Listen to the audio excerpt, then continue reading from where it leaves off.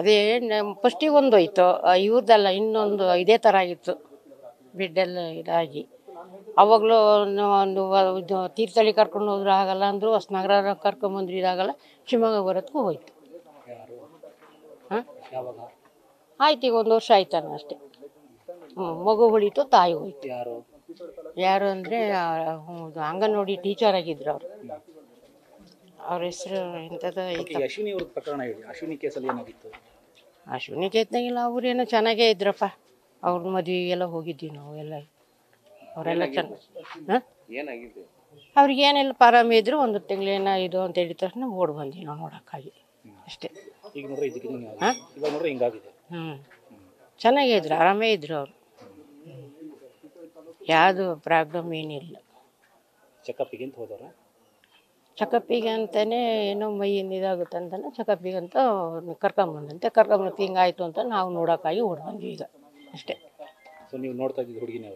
ಹೌದೌದು. ಹುಡುಗಿ ಅಂದರೆ ನಮ್ಮ ತೀರ್ಥಹಳ್ಳಿ ಅನ್ನೋ ತಾಯಿ ಮನೆ, ನಾವು ಇಲ್ಲಿ ನಗರಕ್ಕೆ ಮಾಡ್ಕೊಂಬಂದಿದ್ದಲ್ಲ, ಹಂಗಾಗಿ ನಮ್ಮ ಪರಿಚಯ. ಹುಡುಗನ ಮನೆಯವರು ಅವ್ರ ತಾಯಿದೆಲ್ಲ ಅವರು ನಾವೆಲ್ಲ ಇದು. ಹಂಗಾಗಿ ನಾವು ಹೇಳಿದ್ದು. ಹಿಂಗೆಲ್ಲ ಆದರೆ ನಗರದಲ್ಲಿ ಒಂದು ಆಸ್ಪತ್ರೆ ನೋಡೋರಿಲ್ಲ, ಅಲ್ಲಿ ಹಳ್ಳಿ ಅಂತೇಳಿ ಯಾರು ಬರೋದೂ ಇಲ್ಲ. ಹಿಂಗಾಗ್ಬಿಟ್ರೆ ಏನು ಮಾಡೋಕ್ಕೂ, ಹಳ್ಳಿಯಲ್ಲೆಲ್ಲ ಅಲ್ಲಿ ಏನು ಹೆಲ್ಪ್ ಇಲ್ಲ. ಮುಂಚೆ ಒಂದು ಆಂಬುಲೆನ್ಸು ಇರಲಿಲ್ಲ, ಈಗ ಯಾರೋ ಒಬ್ಬರು ಇದಾಗಿ ಸತ್ತಿತ್ತು ರಾಮಯ್ಯ ಅಂತೇಳಿ ಅವಾಗ ಒಂದು ಅವ್ರ ಹೆಸರಿಗೊಂಡು ಆಂಬುಲೆನ್ಸ್ ಬಿಟ್ಟಾರೆ. ಹಿಂಗೆ ಬಡವ್ರ ಬಗ್ರಾದ್ರೆ ಹೆಂಗೆ ಮಾಡ್ಬೇಕು ನಾವು?